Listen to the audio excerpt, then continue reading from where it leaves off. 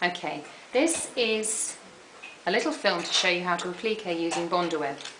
Bondaweb is a material that is actually glue, a web of glue, and it's mounted onto the back of fine paper, like tracing paper, and what we do is use it as an adhesive with heat to stick material to another piece of material to make decoration.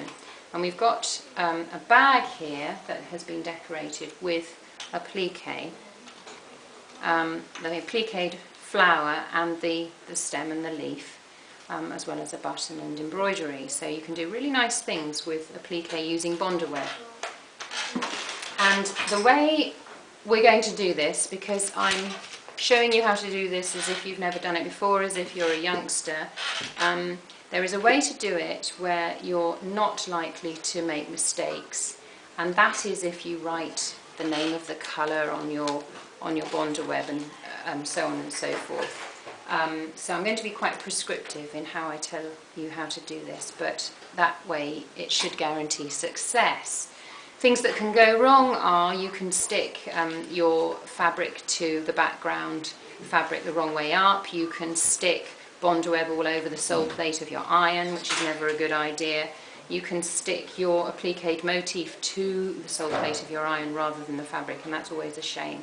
So if you follow these instructions, hopefully you should enjoy success, and then when you know what you're doing and you're confident with it, then you can work to your own method. So here we go. What we do is draw our design shape, and I'm going to use a template on the smooth side of our Bondaweb. So that's the first thing I'm going to do. And our design is going to be a flowery pattern on white, appliqued onto the wrong side of a piece of denim.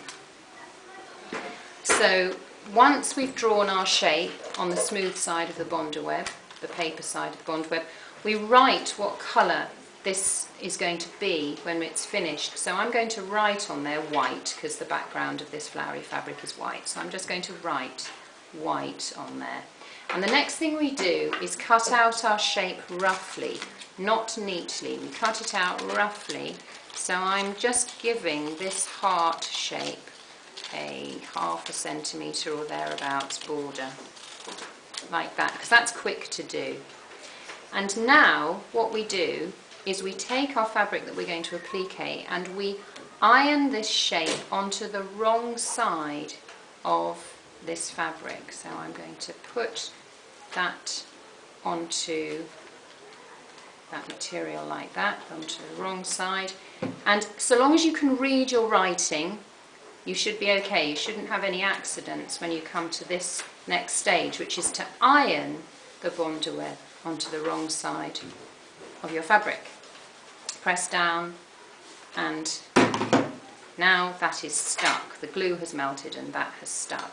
And so now we take out our scissors and I'm going to roughly cut that out again around the edge of the Bondaweb and put that to one side, and now neatly cut out our shape nicely on the lines that we drew around the template. I'm doing this quite quickly for the sake of the film, so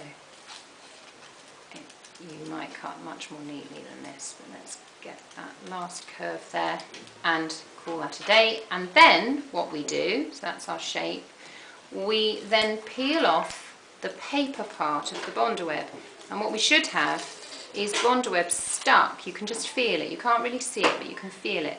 Bondaweb is stuck to the wrong side of our flowery fabric now. So now we take our material that we want to stick it to, and we put our appliqued motif right side up now, like that. And then we get our iron again, and we just iron over our motif, pressing down with heat. All these fibres in these fabrics are cotton, so the heat can be quite high. Sometimes you might like to use a damp pressing cloth over this when you do the adhesive, but it's not really necessary. when we know what we're going to do is stitch around this in the end. But then when I lift that up, you see, that doesn't come off, and we've done applique using Bondaweb.